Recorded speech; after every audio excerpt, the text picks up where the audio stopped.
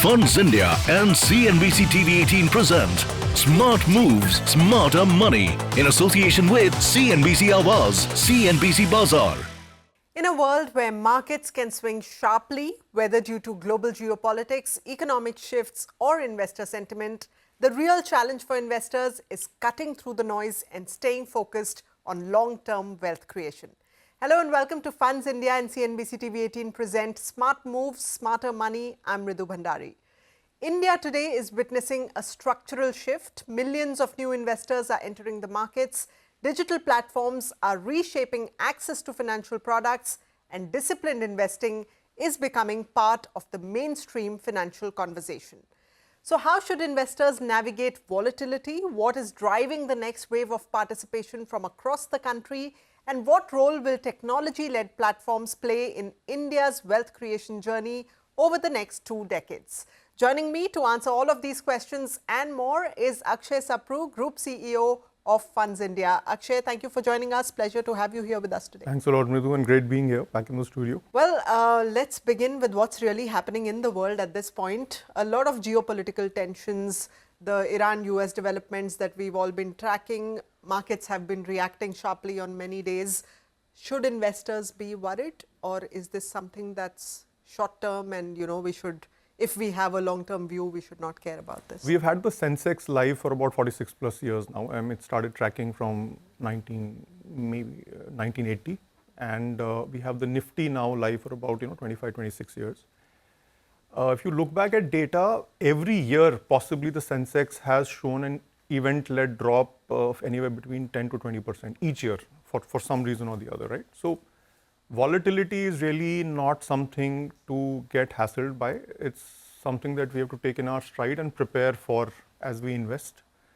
The interesting data point is that despite those downturns, 82% of the times the Sensex has ended the year on a positive despite a downturn, right? And if you look at the Nifty data, and if you look at, let's say, a 5 to 7 year horizon, despite these periods of or events, the Nifty has seen greater than 12% return almost 72% of the times, right, in that cycle, and a positive return almost 100%, right? So I think volatility is a feature that we need to deal with. It's not something that we need to react to. So I think the advice right now is just stay put. In fact, if your risk tolerance allows for it, if you have some money which is lying in cash or debt, if the market is corrected by 15%, maybe move 15% of that and invest it into equities right now would be a suggestion that we could go for. So I don't think anything to panic. Yes, it is something which is probably should not have happened, but we have to take it in our stride, not react to it, not panic, not sell, stay put. And if you have the opportunity, it's a good time to invest. The other good news that we've seen with Funds India is that you've achieved yet another milestone, 25,000 crore rupees of AUM. Congratulations on that. You were at 20,000 when we spoke a couple of months back. So there's been good growth in the last 2-3 months. What are the key growth drivers according to you? How has the backing from Westbridge Capital really helped? And now what's the roadmap? I believe NRIs are going to get some benefits from this as well. I'll throw some light on that. I think first going back to the 20 to 25,000 journey, yes, I think we were in the studios about 3 months back and we had just crossed 20,000. And it's been a rapid 5,000 crore addition which has happened in just 3 months. So just to give a sense, we added about 10,000 crores in the year. If I look at the financial year till now, I think the first 8 months was about 5,000 and the next 4 has been another 5,000. So I think it's a very healthy pace and very heartening to see the pace at which we are growing. If I reflect back on this today, Mridhu, we had discussed it last time when we spoke that we are going with a 3-pronged, what started off as a digital first, investing companies, also pivoting to, IFAs as a channel and to our, private wealth business, which was the newest baby that we had, right? So I think it's all those investments are paying off. I think our private wealth business has grown probably the fastest. We ramped up that team. So I think that investment into distribution of having those RMs on board. So today, if I were to reflect on it, I think the value story that we wanted to build, we are finding takers for it. So we have got an excellent stream of RMs joining us. Yeah. who are able to, so who are buying into that value story. Our IFAs have bought into the entire Funds India value story, and I think they're able to take that value story back to the clients. I think that's what's paying off. I think we are seeing that investment into the distribution and into the model itself start to pay off. The core digital business continues to strengthen the SIP book. I think the SIP-led investments there, we now have a very rock-solid SIP book, which keeps going up, month on month. So I think all the three pillars have started to power the growth, which is what we're seeing, and now working on how do we sustain this going forward. Right. And yes, absolutely heartening to see that growth. And I want to extrapolate that to the India growth story. Of course, it's been a decade of a lot of growth and evolution for the country on multiple fronts as well. There is a policy push on the Viksit Bharat 2047 vision, a developed India by 2047. At Funds India, how are you tying into that vision, and what do you think is going to be your contribution to that? Viksit Bharat by 2047, you said I'm an optimist, I am. I think that's a given, right? As Funds India, we believe we have a great product. And when I say product, I think relationship management is our product. I think we want to take to the clients a great relationship management experience. That's the product we have. But our mission is to become an impact player over the next 2 decades. And when I say impact player, I mean, you can have a great product, but you need to take it to scale. I think that's what we are sort of focused on right now. That how do we take the Funds India story to scale? How many more distribution points can we create, and how many more clients can we onboard in the next maybe 20 years? It's like 300 players have played Test cricket for India, but you will, if we were to ask to recall the names, we would probably take 30, right? So how do we get into those 30 that really made a difference to the powerhouse that Indian cricket is today? That's what we want to do for the Viksit Bharat story, I think. Right. That's the aim. India's next wave of investors is expected from tier 2, tier 3 cities. At Funds India, how are you planning to reach them? What is the strategy to bring more and more people from these smaller places into the investing fold? Oh, absolutely. I think tier 2, tier 3, we're already seeing all data, even internal, external. It's actually pointing to a lot of, great growth happening there, right? The only thing that we are doing is we'll go a little stratified, there. So if you look at outside the top 30, the B30 list is actually 400 centers, right? So we are stratifying that a little bit. We have already expanded our physical footprint to 10 more, which are a part of the top 15 of the next 30, right? I think we will go calibrated. We will also have a physical print, which is in terms of IFAs and in terms of even the private wealth business. But a lot of it will be digital-led, and which is coupled with our contact center advisory model. So I think that's the route we will take.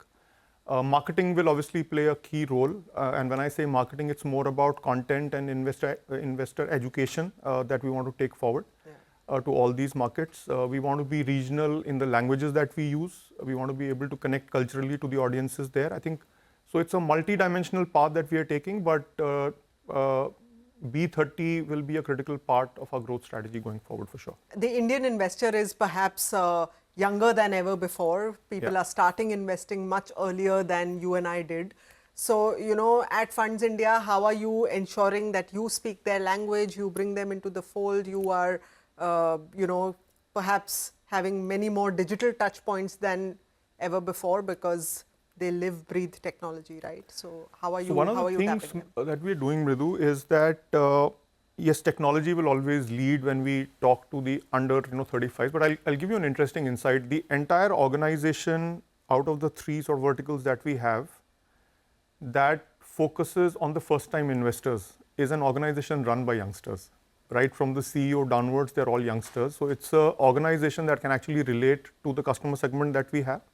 So the entire language, communication, value proposition is being engineered by youngsters for youngsters, right? So I think that's one key call that we have taken, that's how we will structure it. I think there are 3 or 4 basic requirements that this client segment has. They need a very intuitive, user-friendly interface. I think that we are sort of working on, and that will be a crux of how we sort of service them. at their stage of life, I think the goal-based investing model that we have works best for them right now because they have a whole sort of tenure sort of ahead of them. Yeah. So I think goal-based investing as a framework, content which is very short form and bite-sized, but also educative. That's the third leg that we have identified that works well. And of course, the whole tone and tenor of the way we communicate, which is, I'm saying the marketing lens of it. I think all these four as a factor is what will drive. And so that's one part of the segmentation. You spoke about NRI. So there are three important ones that we have identified. There is the Gen Z millennial segment. There is women. I think we want to be really focused on women as a segment. I've looked at RBI data very, very closely. In terms of deposit growth, women is the fastest growing segment, right? So therefore holds a good value even for wealth. Yeah. And the third is NRIs. I think all these three, there are great opportunities, great growth, and this is specific sort of focus for us right now. You're right. And in fact, you know, I was reading a recent report that said that 1 in 4 investors today is a woman. Absolutely. So, you know, any particular specific strategies to get more women to invest? Because, you know, obviously the world is changing and today we have more women being financially independent. And yet, I think when you look at the data, the finances still remain in the hands of the man of the house in most cases. So I think one of the important things, I think I can tell you two things that we are doing actively. One is that our communication, even very, you know, subtly, all ads, graphics sometimes are only talking to a male audience, right? As a design consciously, we want to speak to women directly. I think that's an important change that we want to make there. And the second is, as we build our, you know, advisory team, we are looking at more and more women being part of that advisory team, right? Yeah. I think that helps connect much better. I think these are two things actively that we are working on right now. Of course, apart from what else we have to do, but have clearly communicate with them directly and not via. And two, have more women as part of your workforce. Within the organization. Yes. Yes, absolutely. Well, on that note, we're going to head into a short break at this point. When we return, we'll talk about how India's investing landscape could evolve over the next 2 decades and the role platforms like Funds India could play as millions of more households begin their wealth creation journey. Stay with us on Smart Moves, Smarter Money.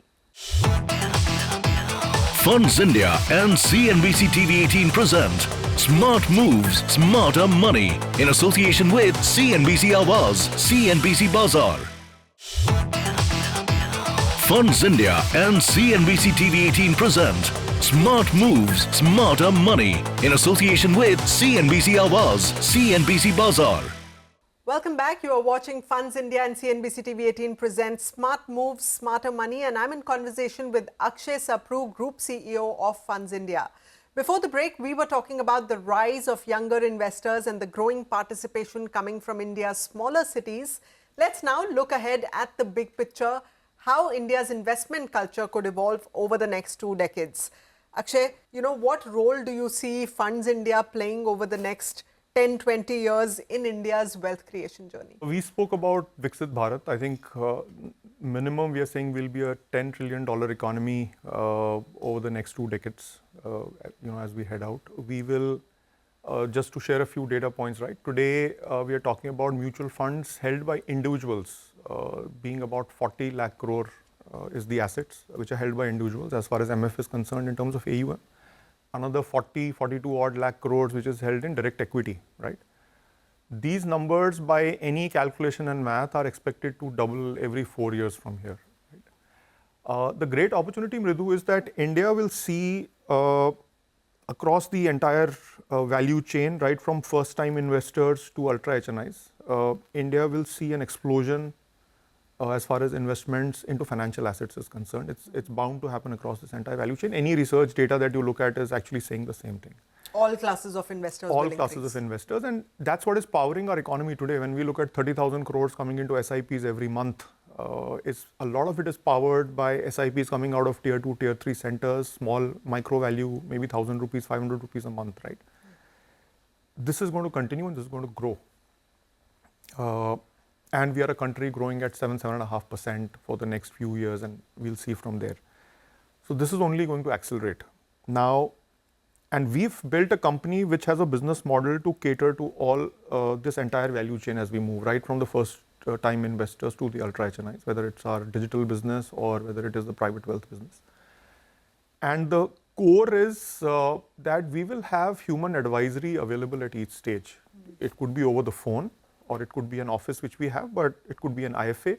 But we will have human advisory available for you as you make your decisions. We will, as a company, evangelize goal-based investing, because I think that's the core. What helps you in an event like the one that has happened right now is that the core of your portfolio is very strong and well managed. And that's what is the discipline that we want to help investors build, that how do you build a strong portfolio as you grow all along this value chain. That's where we want to be, and be a player of scale in this journey. So we are looking at about maybe 1 lakh crore of AUM over the next 3 to 4 years, right? Maybe at the outset 5 years. Then you become a meaningfully large player. We are looking at 3,000 to 4,000 relationship managers between IFAs and our own advisors out there who will be educating, helping clients. With a simple mission that give a great relationship management experience, be available when the client needs you to be available, and keep things very simple for them. Keep the complexity at your end, make the decision-making process very simple. I think that's what we are driving. It's a great opportunity and it's a great spot to be in, but we will be present along this entire value chain as we do this. You know, you're right about the number of retail investors increasing across the value chain, but let's also talk about their behavior. Do you find them to be more disciplined than they were a couple of years back, perhaps, when investing was new to them? Or is there a lot of speculative and emotional behavior still happening with investing? It's gotten better. It's not that it's not happening, but I think one of the things that we have to thank ourselves for is the whole mutual fund Sahi Hai campaign. I think the SIP wave has started to inculcate a culture of disciplined long-term investing. I think so. Therefore, people have started understanding what that could do. Investing is as much about rationality as it is about just the psychology or the behavior. We still tend to panic. So one of the sort of missions that we have taken, or the purpose that we have taken, is in science we used to read this concept of entropy, right? If you leave anything, it will go into a state of disorder. Correct. It's true for human behavior as well. So one of the things that we keep telling ourselves as a company is that our role is to prevent entropy in client portfolios. So keep bringing them back to the first principles of investing, and that's the role that we want to play. Calm them down. Settle down and just come back and say, oh, you're going off track, please come back, please come back, please come back. These are the 5 tenets that you need to follow. I think if we can just do that consistently, that's the model we're trying to build, that you have the same RM talking to you for years, right? And just bringing you back, building that depth in the relationship, giving you the trust and the confidence that I'm working with the right guy. I think as wealth managers, not just FundsIndia, I think that's the role we have to be playing for our clients right now. And I think whoever does that the best will see maximum value both for the client and the firm as well. There is also a very rapid rise of wealth platforms. The competition is intensifying quite a bit. Over the next couple of years, what do you think is going to differentiate, the best wealth platforms? Is it technology? Is it research? Is it trust? Is it the quality of advisory? What's it going to be? I think technology is going to be hygiene, because that's when we look at consumer behavior today, that's a basic that is expected, right? So I don't think technology will be in that sense a differentiator. The differentiators will be, and you had spoken about Westbridge Capital, I think patient capital will be one big differentiator, because to do this business the right way, and if you want to be client-centric, you need backing and capital which is patient, because you don't need to be forced to take shortcuts. That's where the trust factor starts to drop between the clients and you. I think patient capital, a model which is relationship-oriented and not transaction-oriented, and I'm making a distinction between the two. You're not talking to a client because you want a certain transaction to happen or a certain sale to happen, but you're talking to a client because there's a portfolio which has a goal and you want to engage with that client through the life cycle, right? That model backed with patience in terms of capital, will really be the differentiator for the firms which will end up and eventually see the long run happen and sort of do well. Technology will be hygiene. You cannot be bad on technology, right? So I think that's the way we see it playing. And for us, we continue to believe that human advisory is what will bring the edge compared to a pure digital platform. I think, let's say a situation like the one which just happened, you will want somebody to speak with. You may be on a platform which is fantastic. You may have done your trades. When the market is going up, everything looks nice. It is when the market starts to shake is when you need somebody to come and settle you down and calm you down. And that's why I think the human advisory will always remain a critical part of investing. Indian investors have traditionally been skewed towards gold and real estate. And of course, over the last couple of years, they've shifted to capital markets, SIPs, looking at more goal-based investing, diversified portfolios. Is this shift long-term and sustainable, or do you think this is cyclical? Oh, absolutely. And I think we're, in a way, what is playing out in India now is what played out in the US after the 1980s. I think we're actually very closely mirroring what happened in the US, where people took to capital markets, took to disciplined investing, took to goal-based investing. And I think firms like ours are the ones who will have to champion this transition from speculative random investing to disciplined goal-based investing. And that's where the great opportunity, and being really an impact player as India grows from here, I think it's there for the taking as an opportunity. I think that's where firms like us have to play a role. And going forward, if you had to define Funds India's mission in one line, what would that be? Making India wealthier, that's the line that we use. I think that's really the purpose that drives all of us, that how do we make an average Indian household do better with their investments and with their money. I think that's what is driving all of us. And it's that purpose and coupled with a great relationship management experience. If I were to say that relationship management is our product, and helping an average Indian make more money is our purpose. I think that's what we want to do as a company. That's perfectly summed up. Thank you, Akshay. We wish you all the very best for the future. Thank you so much, and it was great being here. Pleasure. Well, that's a wrap of this special conversation. From navigating market volatility and encouraging long-term discipline to expanding access for younger investors and households across India, it's clear that the country's wealth creation journey is entering an exciting new chapter. And as more Indians move from saving to investing, platforms that combine technology, research, investor education and client centricity will play an increasingly important role. Hope you enjoyed the insights. Thank you very much for joining us here today. Until next time, goodbye.